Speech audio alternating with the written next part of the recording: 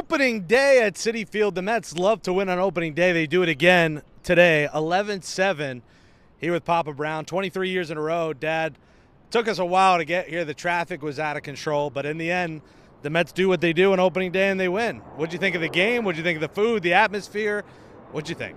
Atmosphere was electric, a lot of fun to see the Cy Young Award winner go down in the first inning. That was exciting.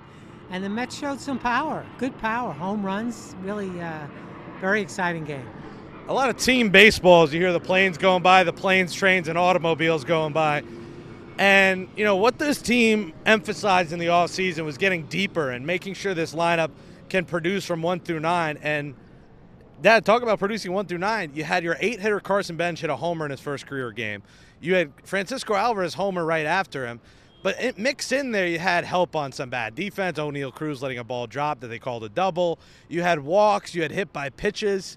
Small ball is going to be big for this team, and you saw a lot of small ball, which led to 11. And the Pirates aren't good. Let's be real. The Pirates stink. But to beat the guy who was on Team USA, and he's the talk of the world right now, and knock him out quick, that's never happened. The stat was in the history of baseball, no previous Cy Young winner has been knocked out in the first inning of the next season, and that happened. Small ball is going to help the Mets win this year. Yeah, really enjoyed those 2 hits where they just dribbled in front of the pitcher's mound and beat him out. It really was exciting to watch that. 23 years in a row, we're still going. You know, did you think you'd make it this far? Because, you know, you don't love going to games, but, you know, you've been able to pull off 23 in a row. You'll be 67 soon. You know, 6'7" is a big thing in social media now, and it's taken over. Well, of course, you're turning 67. Still going. Think you could keep it going, you know, another 5 to 10 years? Yeah, I think so. It's a tradition, something in our family we've been doing, and I think I'll do it as long as I could walk. Did you have any traditions growing up in your family? Like, was there things growing up that you did as a family? Yeah, every Sunday, big pasta dinner. Mom made little meatballs and all kinds of, and anybody can come over. Family just came over all day and was eating, and that was very big tradition in my house on Sunday. And you had 5 siblings. Now, you said you used to hear the cheers from Shea from your window, right? Yeah, so we didn't have air conditioning, and at night you could hear the fans cheering from Shea Stadium. It was exciting. You knew when a home run was hit because it was loud, and you put a little transistor radio under my pillow. I used to listen to the games. But you were a Yankee fan, so were you listening to Yankee games, Met games, both? No, I listened to both. I enjoyed both. I was a big Yankee fan, but they were real bad growing up. My favorite player was Bobby Mercer, and that tells you a little bit how difficult the Yankees had it. But it was still good to root for New York teams. And root for the home team. Now, I missed it because of the traffic, but I heard the national anthem was botched by the guy from Hamilton. So, unfortunate. Listen, there's a lot of tough words in that anthem, but that's not a great moment, and it went viral. But, you know, you were there in 1969 Mets. It's the 40-year anniversary of the 86 Mets. Tell the viewers the story of the 86 Mets when you were the limo driver and had an opportunity to go to the game. Tell that story. Yeah, so I was going to college, and I needed a job that I could make some good money, so I drove limo for Harvey's limousine service in College Point, and I drove the son of the Boston Celtics and his friends. He was at least my age, probably in his mid to late 20s.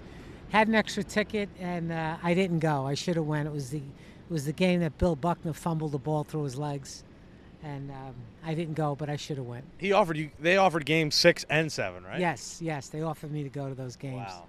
And, you know, Auntie Dara went, and I guess Uncle Brian, and she gave me the Game 7 ticket. But, man, I wouldn't be able to live with myself 40 years later. Because think, it's never happened. Maybe the curse starts with you and not going to the game because you had to watch the limo. Well, at some point the Mets will get back into the World Series. Will this be the year? I'm not sure about that. There's a bunch of new players. I think they'll take some time to gel. The pitching is everything. So if the Mets pitching could get it done, I think that maybe they have a chance. The 2 Bob Brown phrases are always pitching wins ball games, and, of course, the season doesn't start till after the All-Star break. That's true. It's very true. You wait till after the All-Star break. But, listen, the Mets missed the playoffs by 1 game, so maybe this is the win today, opening day, that gets them over the top. You know, I think this team shows you today what they can be. Now, listen, it's 1 game, plenty of games, a lot of games. But I think when you have a chance, when, you know, Francisco Lindor went hitless today.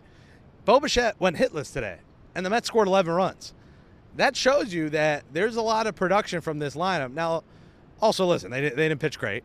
Freddy Peralta early on, we both thought that was going to be caught in right field by Carson Bench, but it was a homer from Brandon Lowe at 2 home runs.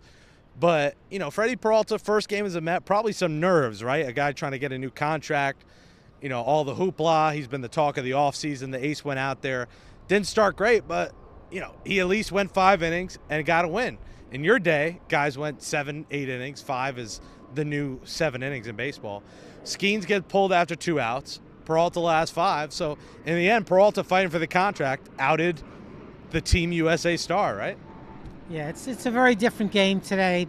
Pitchers pitch only so many pitches, and then after 100, 110, they go out of the game.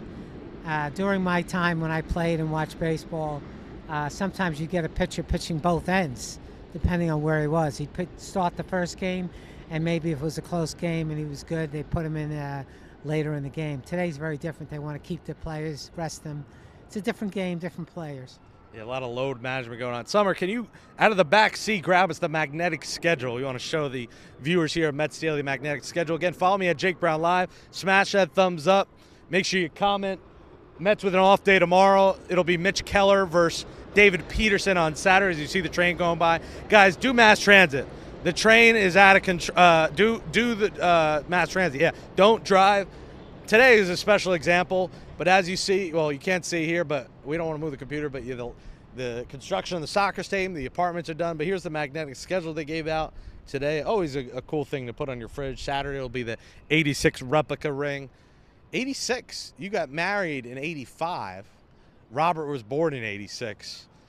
That's correct. That team had a certain grit and tenacity about them off the field, and I think that chemistry, Dad, was a big storyline with what happened with the 2025 Mets and how they just did not get along. I think there is something to that off field and guys liking each other and playing for each other. You're with these people more than with your family. You're with them for 8 months out of the year. Every single day, it's a grind.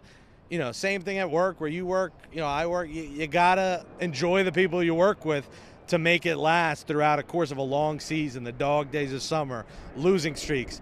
And that 86 Mets team had that aura, that grit factor that this 2026 team is trying to have. The 86 Mets were partiers. All of them were partiers. Keith Hernandez, Darryl Strawberry, Doc Gooden. You had Nails back then. So you had a team that was a different team, and they weren't as serious in that respect, but they certainly got it done. Who's your favorite all-time baseball player? It has to be Tom Seaver. That's your favorite Mets player, but didn't you like Lou Brock? Favorite Mets player. Favorite player of all time was probably Lou Brock. Also, I love the Cardinals, but they weren't. Yankees are my favorite, but Lou Brock and Bob Gibson were players that I followed. A couple old Cardinal greats. Well, the Mets will play the Cardinals next. That's a good transition on Monday, Tuesday, Wednesday. And, I think the bullpen, I think you're going to see that's a question mark with this team.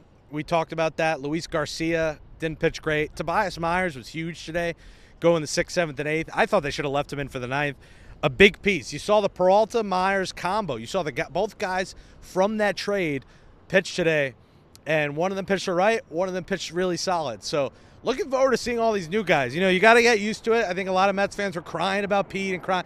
What I try to tell you all off season, it's not about the home run ball. Station to station, small ball, and getting the job done. And that's what you saw the Mets do today. Guys, we are going to have you covered all year long. Anytime we're here in Able, we'll do a show from the ballpark. Figured we'd do it. How about the weather, right? 70 and sunny. It was nice. Doesn't get better than this. Perfect opening day weather. Do you have any other opening day memories? I think the one that we'll always remember is 2003, the first one, where it was 30 degrees. I think it snowed at some point that day. That was hard. We were waiting in the snow for hours, and they still played. Yeah, we had a park by the Flying Saucers where Men in Black was filmed, and the one thing we do remember, you got the hat on. Do you remember that first Citi Field opener? I do. I remember seeing Citi Field and thinking it reminded me a lot of a smaller stadium back in the day, like where the Brooklyn Dodgers played. Evans Field, yeah. A lot of people complained, actually, that they thought it was too much like a Brooklyn Dodgers stadium and not enough Mets, but I think Citi Field, once the Mets win and they go win a championship, it'll develop its own feel to it. I think it has. Food today, you'll see me, I'll post a roast pork review. Is great. You enjoyed your kosher sausage and peppers? I did. Sausage and peppers, you can't beat that. Yeah. tell the viewers quick about the experience walking with me. You got a lot of pit stops to make, right? Yeah, Jake walks very fast, and he gets stopped every 10 minutes or 5 minutes. He knows it's almost everybody here. We call him the mayor of the stadium. Well, the mayor has returned to Citi Field. We had a blast today, and hopefully we'll be back in a couple of weeks. Thanks so much for watching, everybody. Dad, I'll see you again next year. Well, I'll see you on the car ride home. But we'll make it 24 next year. We got to at least get to 25. Now, fascinating, the guy next to me, I got to pull up his name. I'll shout him out real quick because he actually was buddies with Figgy.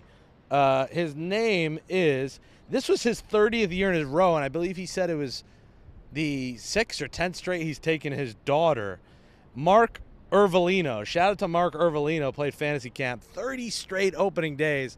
Hopefully we can hit that mark in the next 7 years. And hopefully we'll see you guys next time right here on Mets Daily. Thanks for watching. 1-0. We're almost at 162-0. Only 161 more to go. Thanks for watching Mets Daily. We'll talk to you next time.